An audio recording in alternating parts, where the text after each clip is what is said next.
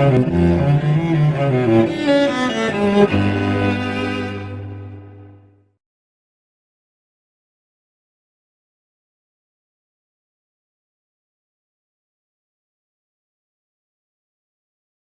so now Paula Johnson in Hawera, she's been given a trespass notice from Hawera District Court. What are your thoughts on it? Well, first of all, I know a little bit about Paula. She's a very brave lady, and she gives real life and meaning to the old expression, it's not the size of the dog that matters, it's the fight in the dog. Right, exactly. Oh, bloody all over. 5'2" of her. I hope she doesn't get offended by that. No, mate. I didn't mean it literally, Paula. But the situation, Steve, is this is horrendous. I mean, here's a public building. I mean, you can understand it if it's your private house or your private property or whatever. This is a public bloody building that she needs access to, I would imagine. Yeah, of course. She's got charges outstanding on her, so she needs to access it. And they're not responding via email or phone when she rings them. They need to respond. There's a very important section to remember that's helps to equal the scales when you're fighting a government agency like this. Well, it's not actually the agency, it's just some bloody idiots and part of the agency that are, power trippers, I guess. Yeah. Section 23 of the Official Information Act, it entitles you, if a government agency of any kind makes a decision of any kind about you that affects you in your personal capacity, which means it affects you personally, which most of them do. Well, I can't imagine a decision that wouldn't affect you personally, actually, a government decision. You are entitled to a written statement within 20 working days of the reasons why they made that decision, and secondly, all the information that they relied on in coming to that decision. So you can look at, it's very important to show, because in this particular case, it being a government building, the courts have held unanimously, all the courts, right from the District Court right up to the Supreme Court, that when and this was related to a case involving the Speaker at Parliament having issued a notice of trespass to protesters. Right. Well, obviously, it's, as I said before, it's different to private property, your own private property. I mean, people should have access to these public buildings. So the courts have held that when it's a public building, then the person that's issuing the trespass notice needs to not just issue the trespass notice because he feels like it, or he doesn't like the people, which is probably the case here with Paula. No, this is because we recorded the Hawera court when we went in there. Well, why should this is retaliation by Mark Popplewell, the manager. Right, well, Mark's making decisions that should have been made by people a few steps above his pay grade, I would say here. So they need to take, the person issuing a trespass notice in respect of a governmental building needs to take into account a whole lot of considerations. Firstly, the Bill of Rights. The Bill of Rights, which gives freedom of movement in Section 18, and the other section is freedom of association. They need to take things like that into account. They can't just say, I don't want you on my building just like a normal property owner can, and issue a trespass notice under the Act. These twits tried doing here. Well, that's right. I would say prima facie, on the face of it, that trespass notice is invalid. And if poor Paula goes in there and gets arrested, well, she would probably have an action against, who is his name? Mark Popplewell. Yeah. He sounds like a right bloody twerp, if I may say so. He wants to get real and ask himself, why am I issuing? They've got to ask themselves, why am I issuing this trespass notice? Is it justified? Well, the police said there is no reason. Is it Paula? Are you able to come over here, Paula, so I don't have to shout to you? No, I'd rather you just talk to me from here. What can I do for you, love? Okay, cool. I basically just need to let you know that you're trespassing the Hawera Court. The Hawera Court? Then how do I go to my court hearing? It basically says you're only permitted to enter the courthouse for the sole purpose of attending your hearings. Well, I've never been there for any other reason. Yes, you must leave the courthouse. What was the reason? So there's no reason given. It's a trespass notice. Well, the police said there is no reason. Well, they're not the ones that issued the trespass notice, of course. Give them the section. Section 23, that's Section 23, subsection 1. That's 23 and 1 in brackets.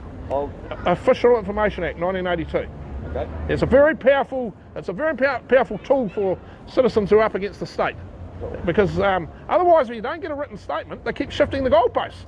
And is that where it also says they've got to respond within 20 days? No, there's another section in the Official Information Act that says that they must respond within 20 working days. Which is 28 days, yeah. Yeah, basically. There's actually two steps to it. First of all, they're supposed to respond as soon as reasonably practicable, all right? Which means if it's a document sitting in a file over there, desk of files over there, and they should go and just get it, all right? But it then says, but in no event later than 20 working days from the time of receipt of the request. And it just doesn't have to be made in any special form, just one email is sufficient, and then you've got proof it was actually delivered. Sure. Yeah, they can get an extension in certain very closely defined circumstances. Yeah. Okay. Yeah. Thanks very much for your thoughts on that. It's good, Mark. Only too pleased to help. Good man. As you know, we hate injustice and oppression anywhere. Doesn't matter who to. Of the bureaucrats in these And some of the people that are sitting there saying, you know, who cares? Hey, it might happen to you one day or one of your loved ones. Yeah. You just want to be bloody grateful. There's people out there now on the front line stopping these people from getting to you. Absolutely. Yeah, and taking all that comes with that, by the way. Good. You know, hatred of certain misguided and misinformed police officers with grudge. You realise why Paula is paranoid of the New Zealand police? Do I realise why she's paranoid? Christ, I'm paranoid than myself. Some of them. Them and orangutan. And I'm a bit bigger than Paula. Because they took her kids for Well, that's 5 months right. without any justifiable cause. And then returned them. Yeah, I know, and I know exactly how she feels because she suffered grave injustice at the hands of the state. Whenever she comes in contact with officers of the state, it re-triggers it all. It's PTSD. It re-triggers it all, and she'll react in a way that a normal person might not react, or they might not expect, and then they'll try and have her for that. She's reacting perfectly normal. How a person acts who's suffered what she suffered. Correct. There's nothing worse than having a child taken off a parent, for God's sake. Yeah. The child-parent bond is the closest of any. It's just fundamental human existence. All And right. anyone that interferes with it without good reason needs to be held accountable. Because like I say, they might be doing it to Paula's children one day, yours the next. You never know who's going to say something about you in this day and age. No one's safe at the end of it. Now Tracy Martin is saying at last that the biggest problem is the social workers. Hey, where's Tracy been for the last... How long was she minister for? 3 years. Where Wouldn't even talk to us. Was she asleep at the wheel or some bloody thing? I could have told her that 3 years ago. Waiting for free. I'm not... Blaming the Social Workers Registration Board for all of it. Because they're not only funded by the social workers. Which is ridiculous. They got a completely different function to weeding out rogue, to what Paula should be doing. Paula's duty is first of all and foremost not to her clients, clients of OT. Why isn't it the social workers registration was not necessarily got that for first and forefront in their considerations? Whereas the minister Well, has those Tracy, obligations. Tracy's gone. Well, thank God for that. When Well, let's hope honestly, I Calvin don't feel sorry Tracy's gone. I honestly Neither don't. do I. Let's make sure Kelvin doesn't make the same mistake.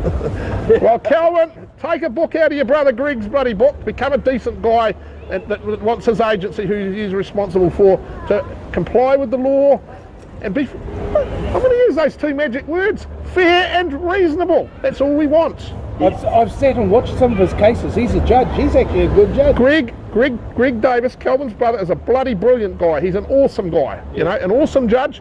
And don't think he got his job because of Calvin. Greg was a bloody judge in, I think, 2014, long before Calvin appeared on the stage. I'm not trying to belittle you, Calvin, but, you know, Greg's a man in his own right. I take my hat off to that man, what he's done. He's a human bloody being, you know. Yeah. And he's got some very Judge McDonald and a few of those others up there out of control. Well, Like how he is just I'd like to be privy to some of the conversations that go on in the judges' tea rooms, if they've got a tea room. I would imagine Greg would be, you know. Well, that'll be the massage parlour 2 doors down. Really? No, we can't say statements without fucking some reasonable evidence of that. No, have you been to that massage I'm just parlour with any of the ladies? I'm no, just we're protesting outside the court though. Yeah. Nah. Look, I met Greg at a legal conference in Northland. The Sir Peter Williams league conference at Eagles Nest in the Barber Islands at Russell. And he actually said to me, he said, "Thank you, Arthur, for reminding us that the people that we sentence every day are actually human beings." We know that, of course, but sometimes we need reminding about it. You know, that what we do has a ripple effect right across, not just that defendant in front of us, but their whānau, their family.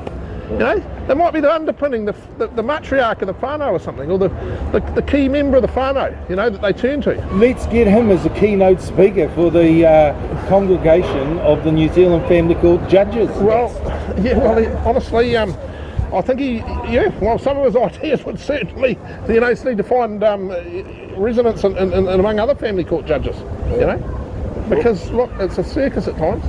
The bottom line is there are a substantial number of people are feeling that they're not getting a fair go in the family courts. Yeah. Now, our courts are meant to serve the people and the welfare of children and their parents too, because a child's welfare is inextricably linked to its parents.